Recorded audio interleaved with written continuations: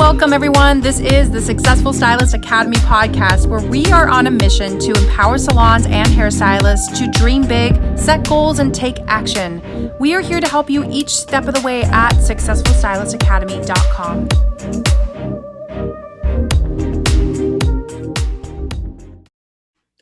Hi guys, welcome to Successful Stylist Academy podcast. I am so excited that you are joining us today. My name is Drea Letcher. I am the Artistic Education Director of Successful Stylist Academy, and I am so very excited to be welcoming a good friend of mine and talent and independent thinker in the industry. I am here with Zoe Carpenter, Queen of Blondes. Are you there, Zoe? Yes, I'm here.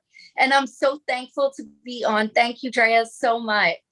Yes, we are excited to have you and share your expertise. And this is episode 19 on elevating your blonding business. So there is no one that we could be talking to better to share information in this category with us than Zoe here, Queen of Blonde. So Zoe, I'm going to jump right in with you because I feel like we have a lot of ground to cover. You have a really amazing story, and I know that so many people want to glean from your expertise today. So I know it looks like you've had a really, really busy year so far. But before we get to that, let's start in the best place to begin, which is the beginning. So why hair? What claimed you for the beauty industry? And where did you get your start? Well, I was expelled from school for making the whole cheerleading team platinum blonde. So everyone was banging at my door at a very young age because I knew that it was just a knack that I knew how to create and how to produce. You know, when kids were young and they were sitting outside trying to like claim cigarettes, I was outside of Cosmoprof trying to get the good lightener. And I made the whole cheerleading team platinum blonde, and parents weren't happy about it. I was young, but I got expelled and I was like, you know what? Then I'll go to beauty school at a young age. And that's what I did. How better to like know what you're supposed to be doing in life than for something like that to happen? I mean, yeah, you can't make that up, you know? I mean, it's just something that I knew that I was embedded to do. And I made myself platinum in the 5th grade at 9 years old. And my poor mother was banging down the door smelling ammonia. And I just kept finding what was the best product to use. So that's why I knew I was great at what I did and what I do. And it's a trade, and it's something that blondes will not stop blonding their hair. It's just not going to stop. So I love about you is your resourcefulness. So that came into play very, very young. Right. So after beauty college, like where did you originally get your start in the beauty industry to start blonding in a little bit more of a legal type way? So, you know, I went with Beth Minardi in New York City, and that was on a whim because I worked for somebody named Frank Rosieri, and I went to his beauty school. That's where I got my beauty school cosmetology license, all of that. And then I started to assist him as well. And the manager there did not, it's a long story, but anyway, I decided to remove myself, let's just say, and I wanted to reach out to what Frank knew as a great colorist, and it was Beth Minardi. So I went with Beth Minardi. I actually sent her an email on a whim. And the only reason she opened my email was because the manager's name also was Zoe. So that's the only reason she opened the email. She saw Zoe and opened it. And she was like, oh, I like your story. Do you want to come trial? So I went, and Mark Maletti actually is the one that fell in love with the way that I work, the way that I assist, all of that. My apprenticeship was all under him and her.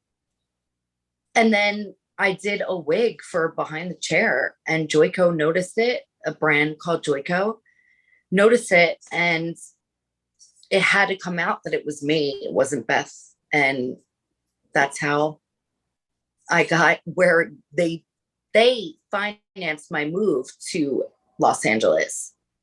Awesome. I'm just going to stop you there for a second. I mean, you're working under amazing stylists right at the beginning of your career and colorist. So that's incredible. But I love that she opened it because she thought it was a different Zoe.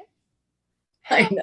I mean, things happen for a reason. And, well, there you go. But jumping forward just a little bit, because you really just took it on. You took on blonding, you took on diving into the beauty industry in your career really early, working with great stylists. So before I kind of let you continue sharing your story with us, with that said, like, what is the best advice that you would give a new hairstylist coming into the business? I think it's really funny because obviously, Andrea, you know me, I mentor a lot, and it's crazy how many new stylists want to go to Los Angeles or New York, and they reach out to me asking for advice. Who do I reach out to? And to be honest, I've traveled the whole entire country and different countries as well. But like, I've been to every single state in this country. And I just think it's smart and wise to remain in a city suburbia. So say you have Boston, be outside of Boston. Say you're in Atlanta, be in Alpharetta or Marietta, either one. It's like, if you're in a suburban area that's outside of a state, that's where you're going to make your bread and butter. But it's just, when people want to move to LA, they think they're going to make it like big time. Those days are done. Social media has like ruined everything. So, you're better off staying in a bread and butter area, which is it's a suburban part outside of a major city. And that's the best advice that I have given. And, I have noticed a lot that I have encouraged to move. Like, if they want to do that, then I encourage it, but they all move back home. So the best advice that I have is, don't put your eggs in one basket. I mean, we definitely have been told that, but if you're going to do that, if you feel like you specialize something in one basket, then run for it. If it's going to be something timeless, like as I do blonding, it's timeless. My beauty school, my first thing was to cut hair. And my first time cutting hair, I walked out and my teacher ran after me and said, "You're a colorist." She's like, "Just stick it out." And I was like, "No, I'm not cutting hair." It wasn't for me. So I put my eggs in the proper basket. And I think that's what is very important. Really, really great advice. Not cool, because not exactly what I expected you to say, as far as like, stay where you're at. But for me, like, that resonates with me because it's, honor the season that you're in, like, stay planted, grow roots there, know how to be successful anywhere before you run to the place that you think there's success there, when you can really be successful anywhere you are if you are applying yourself in a way that you are passionate and you are connecting with people and you are staying true to like your craft and what is meant for you. So I love that.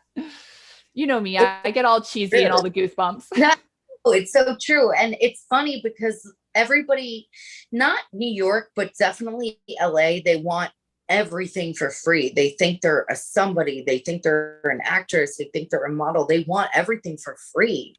And like, you look at yourself and you're like, wait, I'm in a metropolitan city and like, you want me for free? Like, are you out of your mind? So it's where other areas, they don't, I mean, Bakersfield, California is like a very oil company area, and they would never. So it's funny what people want and what people expect and what talent expects as well. And it's just like, stay put, like, stay put. Yeah, stay where you are, doing great there. I mean, it's that same kind of thought of like coming out of beauty college and thinking like, oh, I want to do 5 colors in the hair and I want these clients and I want these clients with long hair and this and that. And I'm like, oh man, like give me my amazing gal who appreciates me, who pays me double the money to give her a touch up and a glaze. Let me hear about her kids. Like, and your perspective starts to shift a little bit. Yeah. We're therapists. Yes, we are. All right, girls. So you shared a little bit about your start. Joico noticed you. They noticed a wig that you had done. You did like a coast to coast move. I know there were artist collaborations, then commercial companies. Joico comes into the picture. Tell us a little bit more. How did some of these things play a role in like the next thing and play a role like in your hair journey? I am very, I'm very thankful for the journey that I've had with Joico and the journey that I've had with other corporations. However, it's important to work for yourself. And, trademarking Queen of Blonde took a lot of money. You have to hire a lawyer, you have to do all of that. But guess what? That's me. I work for myself.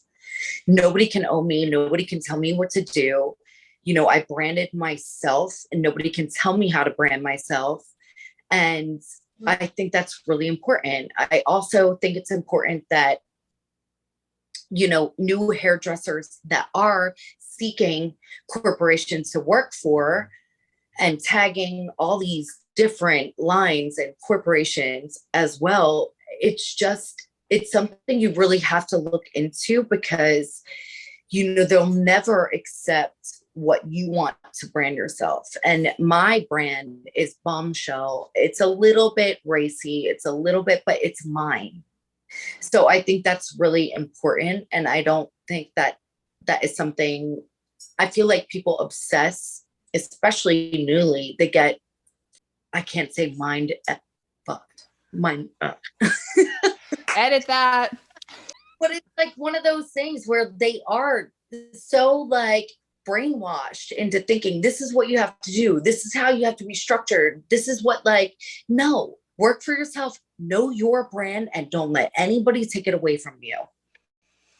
Yes. I have a couple thoughts as you're talking on that, because being a hairdresser coming into the industry, everything's shiny, everything's new. You have mentors, you have people that are doing amazing things, and you're really just overwhelmed and kind of captivated by whether it's a name or a company or whatever that might look like. So I think it's really cool to make these partnerships as long as it's an exchange, and it's an exchange of energy, and it's an exchange of artistry, because I feel like for me, for a while, I had to do it someone else's way to figure out what my way was.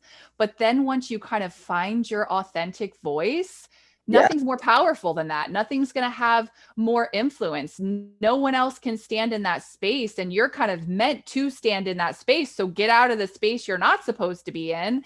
And it's not a bad thing. It's, again, honoring the season, honoring your brand, honoring like what aligns with your philosophy of what you have to share with the rest of the world. So I think it's not a negative either way. It's just like, that season and where it leads you, Yeah. and how you honor yourself and your craft within what you do. And I think you do that very, very well.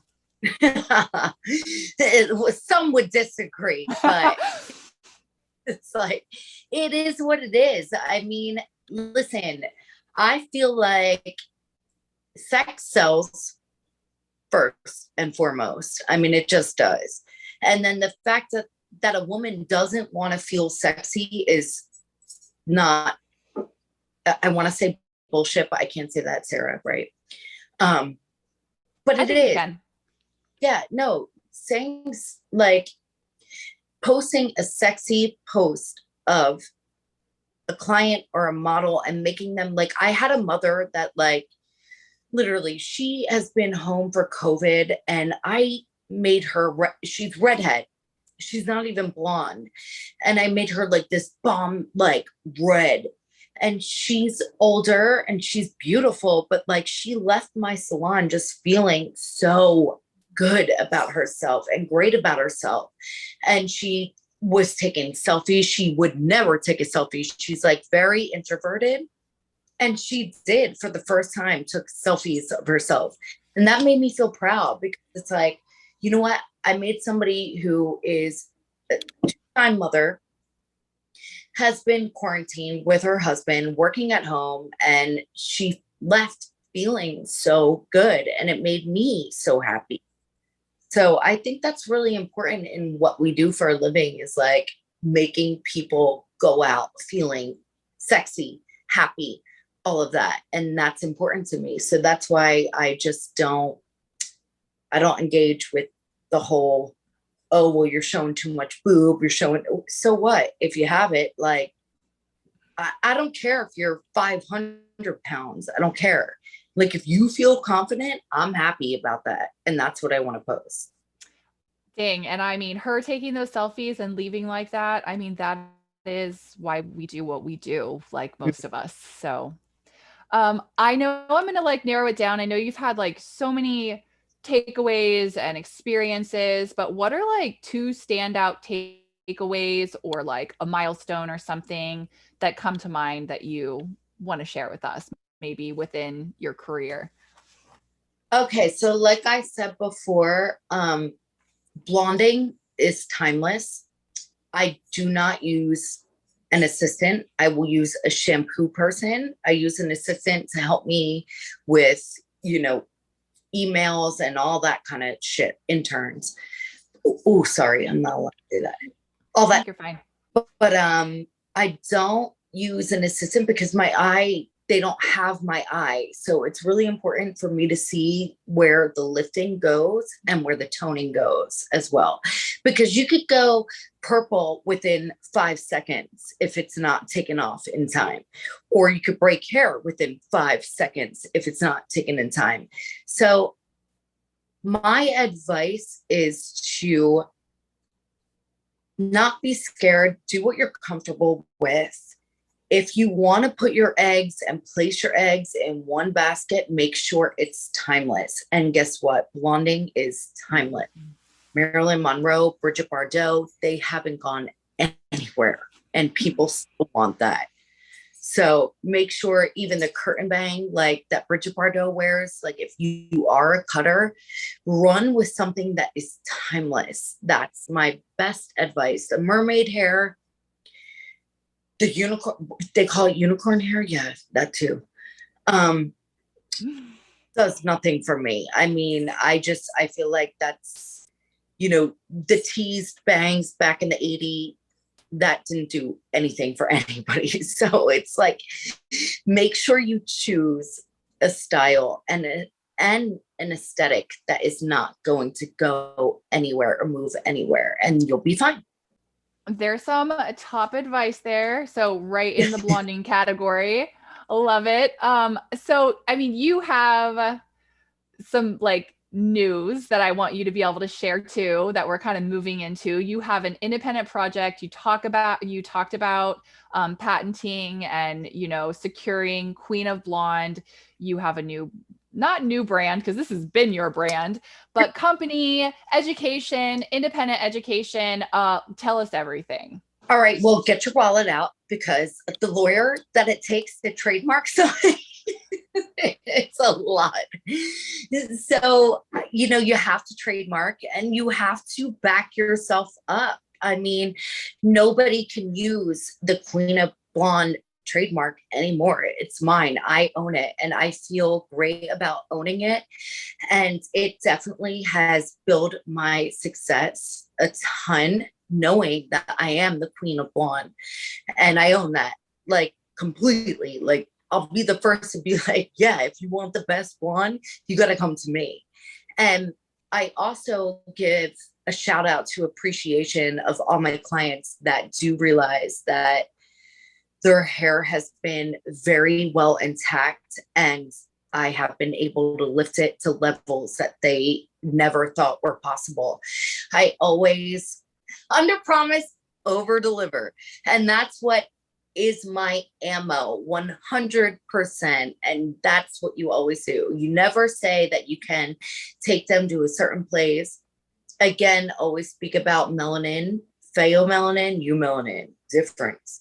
So Perfect. So you have your new company, Project Education. We're going to get to where we find you, how we sign up, all of that thing. And I mean, you're kind of just keep touching on this, but we're just rolling through it. I know the whole don't put your eggs in one basket, have a plan B, backup plan, because I know you, you've told me, you know, people have told you that before, like don't only do blondes, like do something else. And you kind of said, screw that. And you've done it your own way. And you're doing what you love most. And you're being true to yourself and your voice and your craft. And it's really carrying you through your career and your brand. So even just sharing a little bit more on that, encouraging people who, you know, are newer and are also trying to take good advice, but some people know exactly what's meant for them already. And it sounds like you did. So just a little bit more of that, of just like, not like, I did put all my eggs in one basket and it's worked great. And this is how, and this is why, and this is what I would do.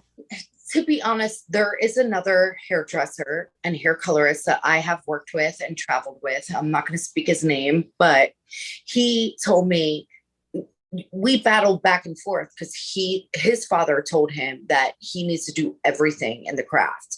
And I was like, no, and it belittled me a little bit. And I just feel like what he can make off of doing a haircut, I'm not going to place the name that he's, and we have to do demographic as well. So demographically, you know, you can charge differently. So if you can make it in LA and if you can make it in New York City, it's different. So he and I kind of battled back and forth because his father told him that he needs to do this and he needs to do that. And I have always been a delinquent. So it's like, you can't tell me what to do. Honestly, like seeing shape is different than seeing shade. So I have always been able to see shade, not shape. Like if you wanted a bang, I would go to my partner Hans and be like, she wants a bang. And he's like, Zoe, why did you tell her that she can have a bang? I was like, well, why can't she? And he would be like, do you see the shape of her forehead and like the brow bone and all of that? I didn't know. I was like, well, she wanted a bang. I didn't know. So I would just say, sure, no problem. But like at the end of the day, I don't see shape like that. And I have to watch, you know, I see shade, and it's what your eye can see and can view. And, you know, if you could do it all, do it all. If you can't, that's okay as well. Awesome. Well said. So we can't leave them without this. I feel like you've been given tips all along the way, though. Your top 3 blonding tips, blonding secrets, tangible things that hairdressers could take your words and apply into their business. Let's hear it. Okay. When lightening hair, not bleaching hair, always call it lightener. Low and slow. And when I say that, I mean 20 volume and up. If you know that they have the integrity, as I do a lot of very strong, like Asian hair and make them heavy lifted, that's when I'll use 40 volume in highlighting. But however, other than that, I would never ever use 40 volume. So take it low and slow. Always protect integrity, always analyze integrity. And you are the doctor behind the chair. Do not be a pushback. Don't let anybody bully you, any client bully you. You're the one in charge when you're behind the chair. They are your client. You are the doctor. So don't let anybody push you into doing something that you know you're not comfortable into creating without damaging hair. Because that's the major part is if you damage hair, that's it. So many times a client wants something and we know we should say no. And if we haven't, at the end of the appointment, if their hair doesn't look great or the integrity is not there, it's still our fault. It's still our responsibility. So Yeah.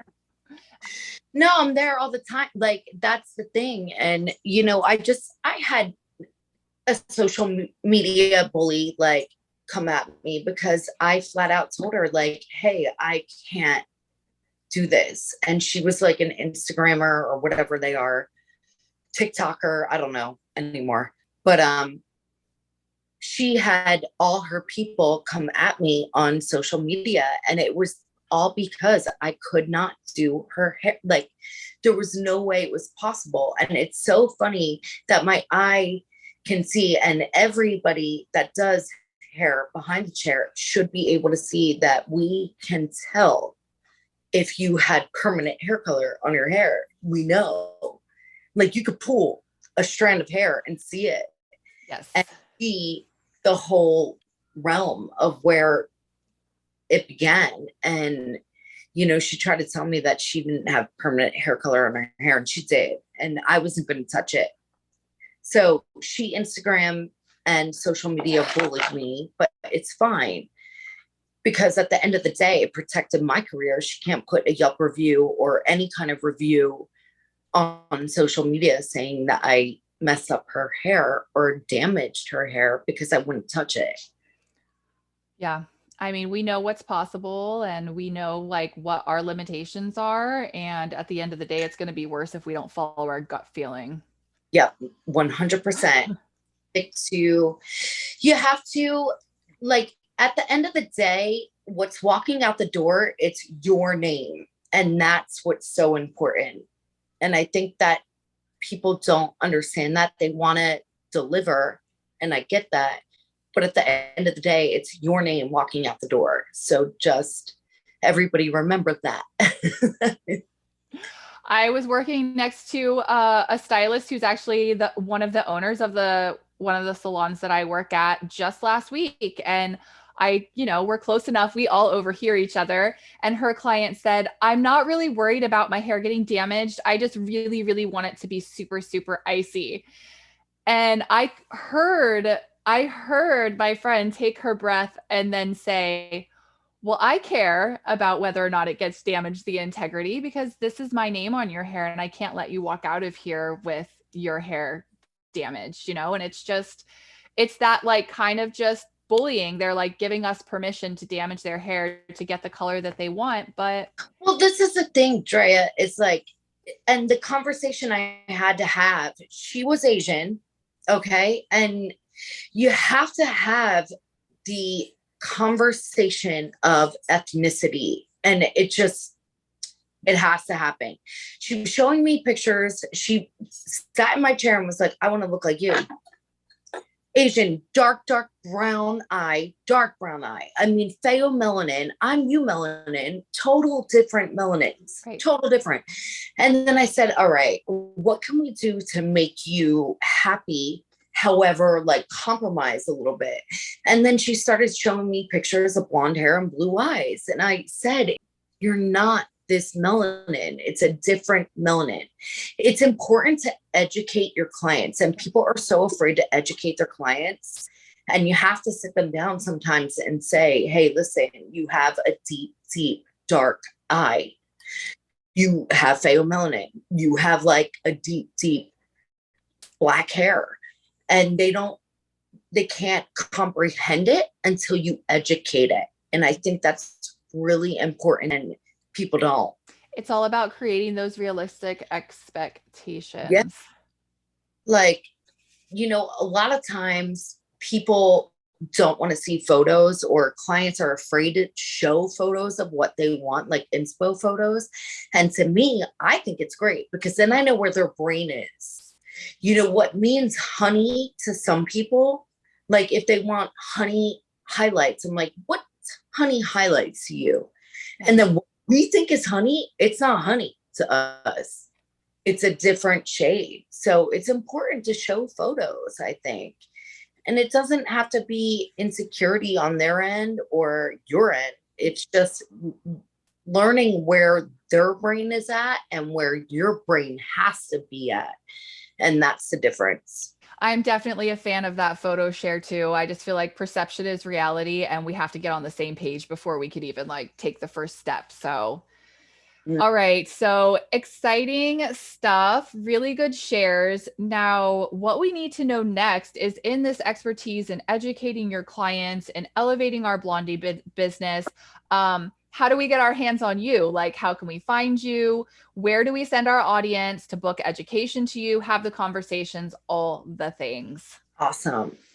Well, thank you so much for having me. I appreciate you both so much. You can follow me at Zoe Queen of Blonde. You can also email me at zoequeenofblonde.com. And that's how you can book through me. And yeah, you can follow me at Zoe Queen of Blonde. I love that independent thinking. Keep pushing, you guys. You heard it from Zoe, Queen of Blondes. Be sure to check out Zoe. Also, tune in next week for episode 20, where we will be talking salon growth with Ziba Hub. And we look forward to you guys listening in and sharing with you again next time. Thank you.